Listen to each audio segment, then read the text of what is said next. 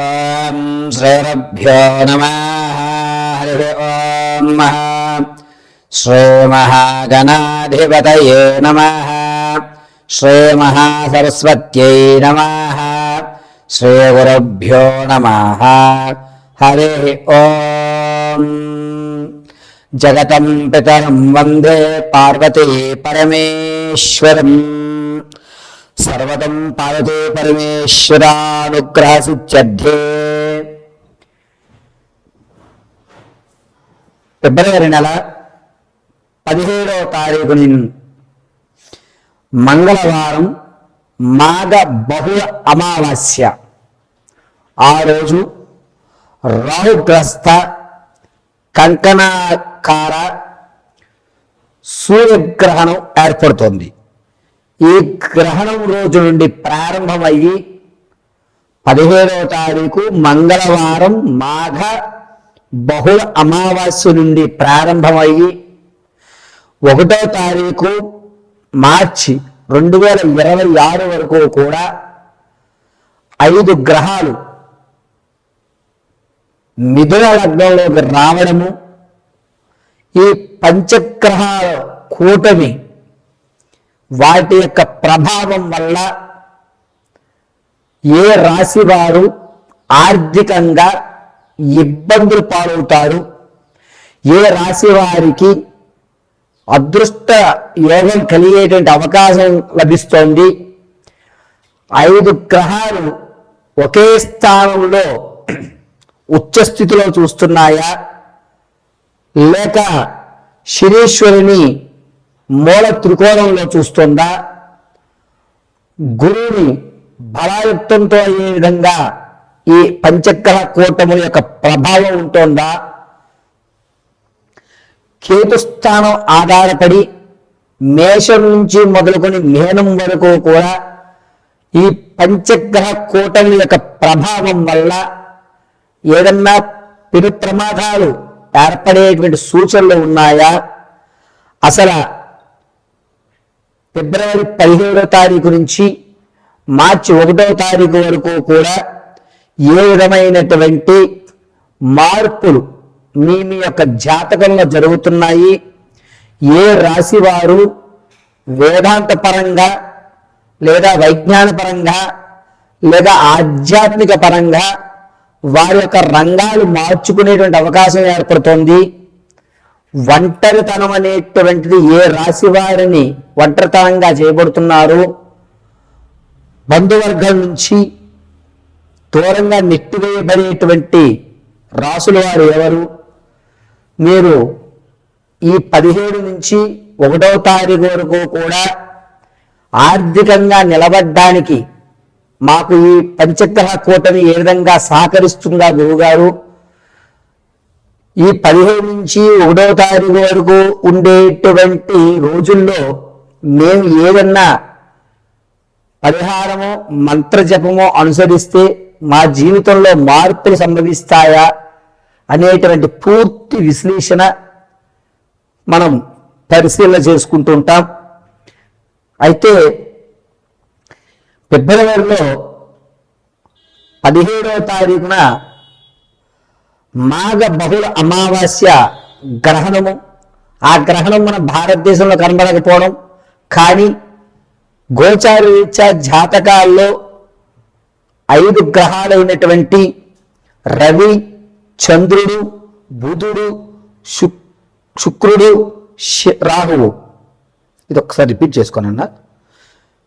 పంచగ్రహ కూటములైనటువంటి 5 గ్రహాలు రవి, చంద్రుడు, బుధుడు, శుక్రుడు, రాహువు, ఈ 5 గ్రహాలు కూడా ఒకే స్థానంలోకి ఏర్పడడం వల్ల మన జీవితంలో జరిగేటువంటి మార్పులు ఏమిటి అని వాటి యొక్క వివరణని పూర్తిగా మనం మేషం నుంచి మొదలు పెట్టుకుని మీనం వరకు కూడా ఒక్కసారి పరిశీలన చేద్దాం.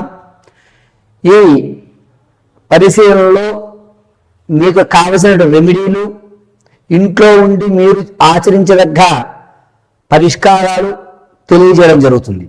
అయితే ఈ పరిహారాలన్నింటినీ కూడా మీరు అమ్మవారి అనుగ్రహంతో చక్కగా ఇంటి వద్ద నిర్వర్తించుకుని సకల ఆర్థిక ఆరోగ్య స్థితిగతులతో ఉన్నతమైన స్థితిగతులతో ఉండాలని మనస్ఫూర్తిగా కోరుకుంటూ పంచగ్రహ కూటమిలో వల్ల జరిగేటువంటి మార్పుల్ని మనం ఇప్పుడు చర్చించుకుందాం.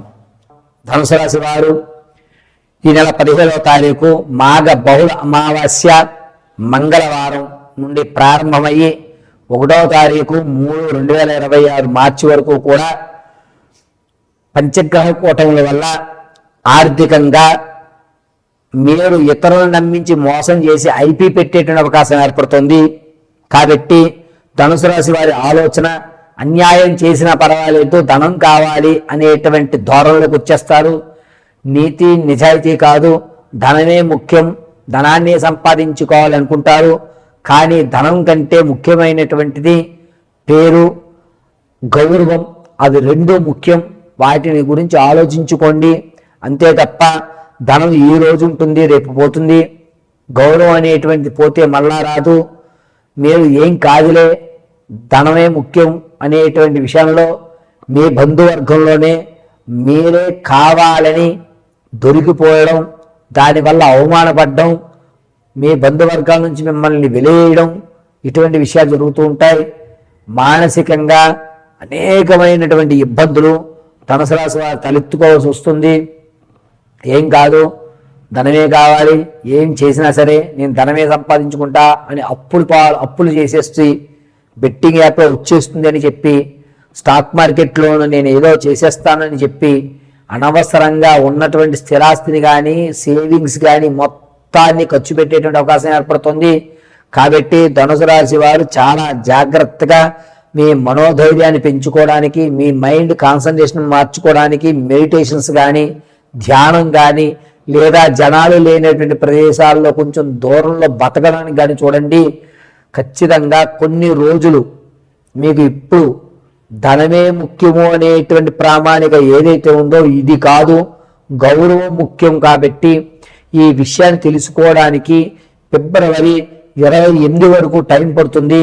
అప్పటి వరకు కూడా తన పిశాచి తలెక్కిందా అన్నట్టుగా ఏర్పడుతూ ఉంటుంది. కాబట్టి కొంచెం ఈశ్వరానుగ్రహానికి, ఈశ్వర ధ్యానానికి ప్రాధాన్యత ఇవ్వండి. ధనుసు రాశి వారు మీ ఆలోచన విధానం 2 విధాలుగా ఏర్పడిపోతుంది. కాబట్టి కొంచెం ఆలోచించుకోండి.